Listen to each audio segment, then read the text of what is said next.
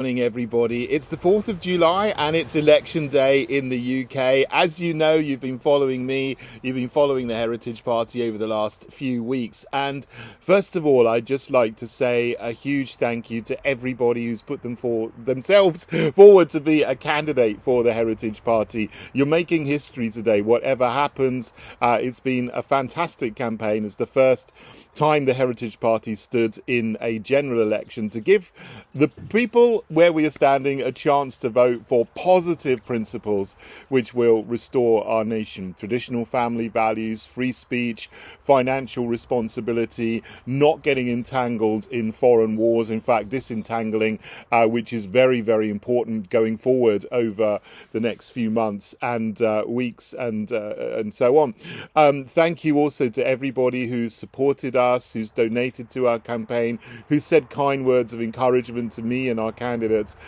throughout. Very much unlike the small challenger parties debate I was on LBC on Monday, if you've seen it, where I was smeared continuously and even was threatened with being cut off just for giving sensible opinions about de-escalating from the conflict in Ukraine, and also for standing up for traditional family values and that children are best placed for adoption with married mothers and fathers, and that's the best model of family there is according to all the research that there is. So, you know, if you want someone who's going to stand up for those positive things and speak the truth, then, you know, I am with the Heritage Party. Obviously, I'm standing in Bognor Regis and Littlehampton, which is my hometown, and our other candidates, we've got 41 candidates standing in various places around England, Wales and Scotland. And we had a party election broadcast for Wales because we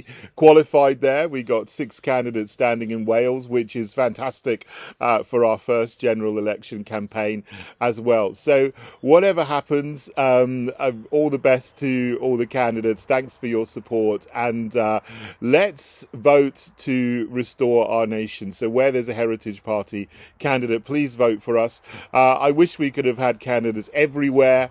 Obviously, this was a surprise election. We weren't expecting it until October, November. So we had to get everything done as quickly as possible with limited resources, as we are a new party. Hopefully next time things will be different. We'll have a lot more supporters, money, members, candidates, and so on. But I'm really, really so grateful for everybody who's joined in this time.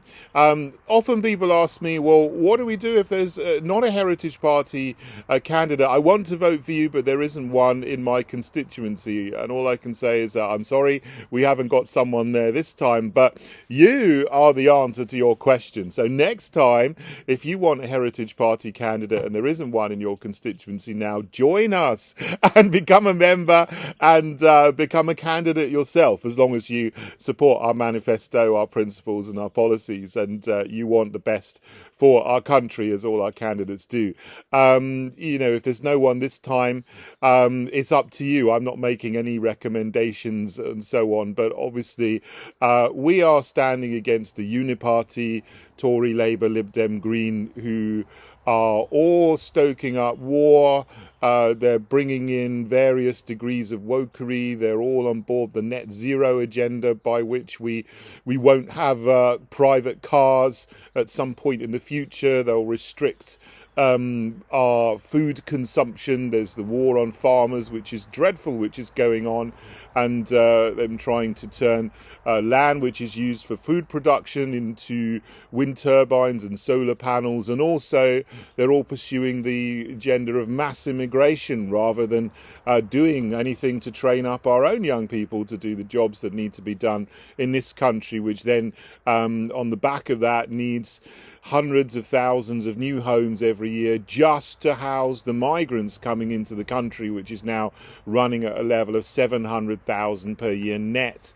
And they're all the same: Tory, Labour, Lib Dem, Green. Nothing is going to change under any of them. And so that's why I created the Heritage Party in 2020, to stand against all of these things and to be a party which controls our borders, which upholds traditional family values, which supports free speech for everyone and equality under the law for everyone. So we'll get rid of this whole edifice of hate crime whereby the police and politicians are obsessed with finding things that they find offensive on the internet and prosecuting people, rather than dealing with real crime like assault and burglary and vandalism and violent crimes against the person, which all need to be taken seriously, equally seriously, and dealt with. So those are the things, just some of the things that we would do. But our whole manifesto's been there for a long time since we started. Obviously, it's been amended